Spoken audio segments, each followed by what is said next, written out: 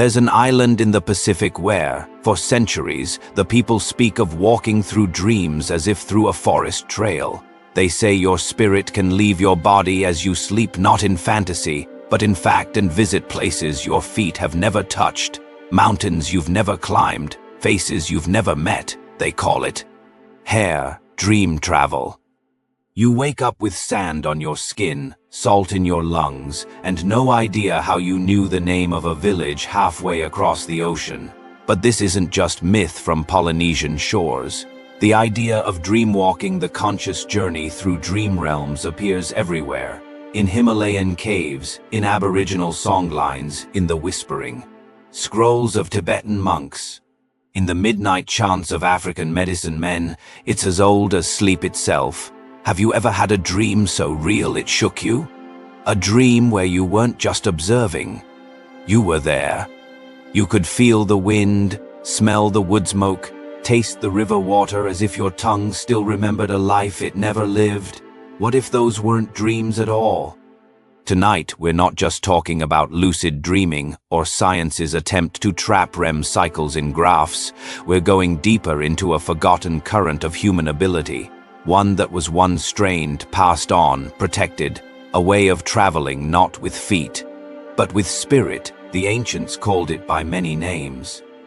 The Egyptians whispered of the soul bird that flew by night while the body slept, returning before dawn. In the Vedic traditions, there are passages about the Swapna state where the soul explores subtle realms not accessible to waking eyes. In Lakota teachings, elders speak of Hanblessia, the vision quest of the sleeping soul.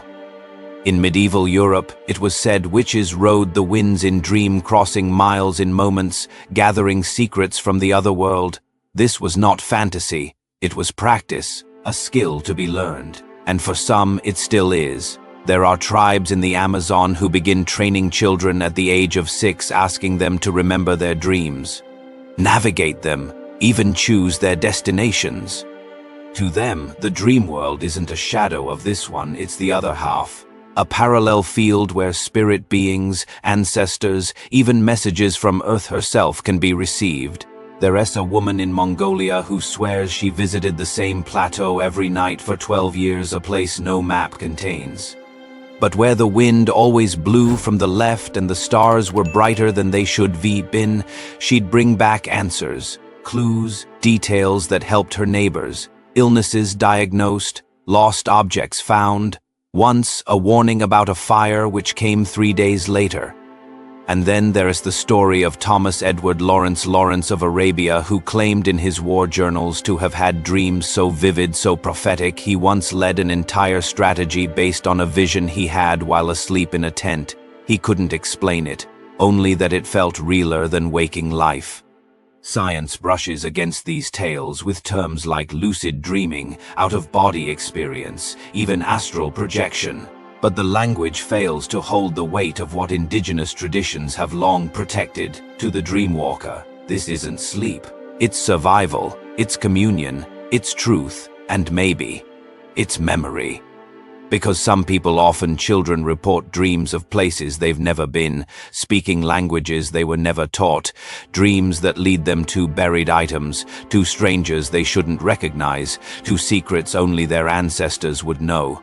In 2014, a boy in rural India dreamt of a red temple and a silver trident buried. Behind it, he led his father and a group of villagers to the place. And they dug. What they found was an old ceremonial weapon nearly identical to the one in his dream.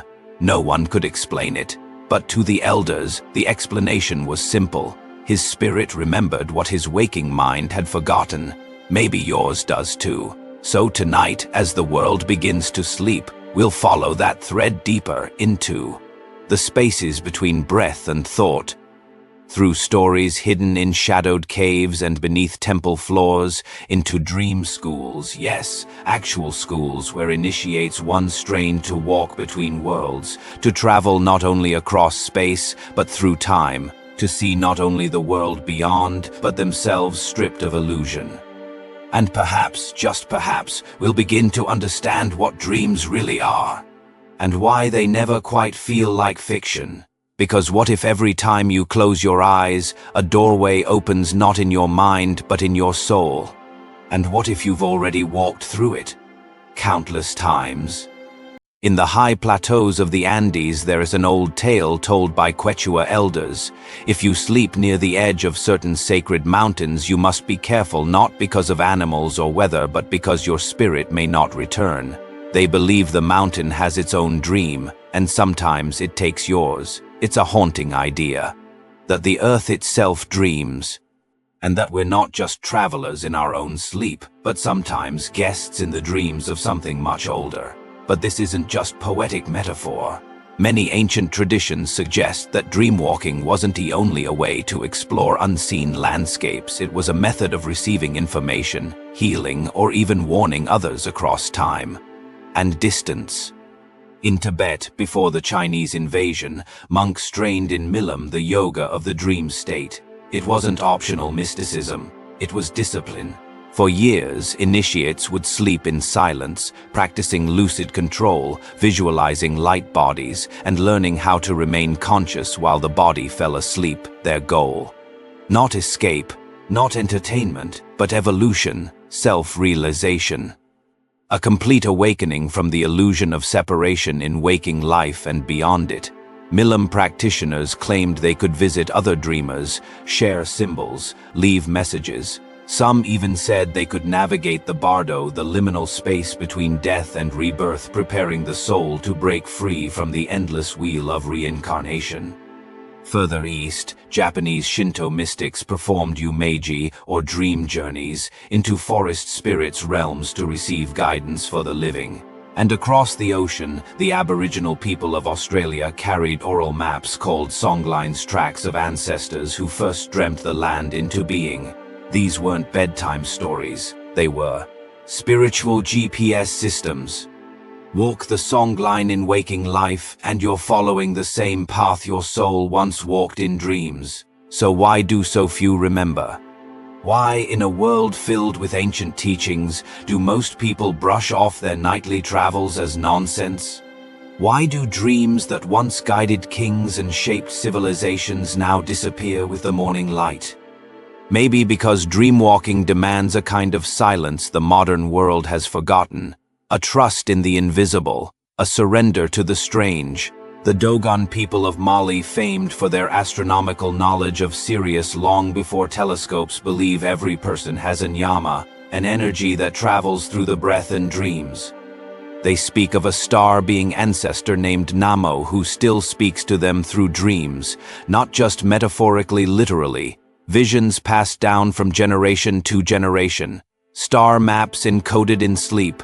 There are reports scattered through history like puzzle pieces of people finding answers in dreams they couldn't possibly have known. In 1892, a woman in France dreamed night after night of symbols she didn't understand. She drew them obsessively. Years later, those same glyphs were identified as rare Enochian sigils, part of a so-called angelic language revealed to occultists in Elizabethan England, a language she had never studied or even heard of. In South Africa, shamans speak of the White Road, a glowing path taken during trance sleep to reach the ancestors. Walk it well, they say, and you can return with healing songs, answers for the sick, even prophecies. Even modern sleep research, skeptical as it is, has uncovered startling data. Remote viewing experiments in government-backed programs like the Stargate project hinted that people in deep theta states could access hidden locations and describe unknown targets, often with dreamlike accuracy. Some researchers called this non-local perception. Others just called it impossible. And yet, something is there, something ancient, patient, waiting for us to remember. Because what if the dream realm isn't internal at all? What if, as many mystics believe, it's an actual layer of reality just as real as this one, only less dense? A realm where thought becomes form, where emotion becomes motion, where time folds in on itself like paper, and a whisper from 3,000 years ago can still find you tonight. In dreamwalking traditions, this is not fantasy, it's navigation. A waking of memory. You don't visit the dream world to escape life. You go there to understand it. And for some, the dream world is more home than here. There are monks in Nepal who, during retreat, spend months in darkness not to go mad, but to awaken the light within the mind. They speak of dream walks that last days, even weeks. Journeys to shimmering realms, to teachers made of sound, to libraries of glowing scrolls that dissolve when touched. When they return, they do not describe dreams, they describe experiences. So the question begins to change. Not can we travel in our sleep, but what happens if we don't? What happens when we forget the language of dreams, the oldest language we ever knew? Because maybe the real danger isn't in walking too far into the night, but in never leaving the cage of our own certainty. And maybe, just maybe, the dreams haven't stopped calling. Maybe. We've just stopped listening. But for those willing to remember to trace the old pathways, to breathe differently before sleep, to invite stillness into the night, the doorway is always there. And what lies on the other side? That we'll discover together in just a moment. What if I told you that some dreamwalkers have claimed not only to visit distant lands, but to step beyond the bounds of time itself? To find themselves standing at crossroads where past, present, and future intertwine, where moments from centuries ago echo as vividly as a heartbeat now.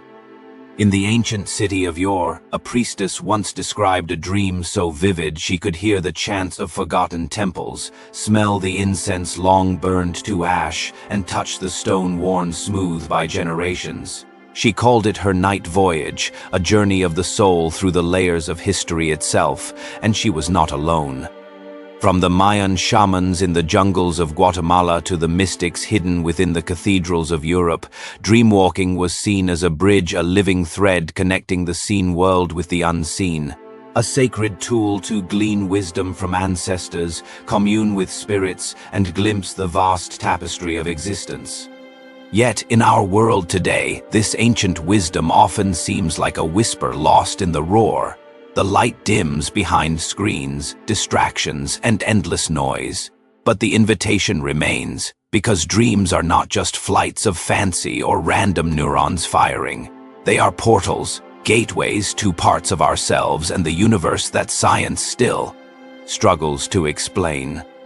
Scientists today study lucid dreaming, neuroplasticity, and even near-death experiences with renewed interest. They finding evidence that the mind is far more elastic than once thought, capable of rewiring itself through the very act of dreaming.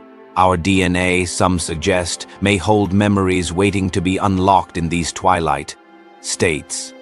The mysteries of the dream realm remind us how fragile our understanding of reality truly is.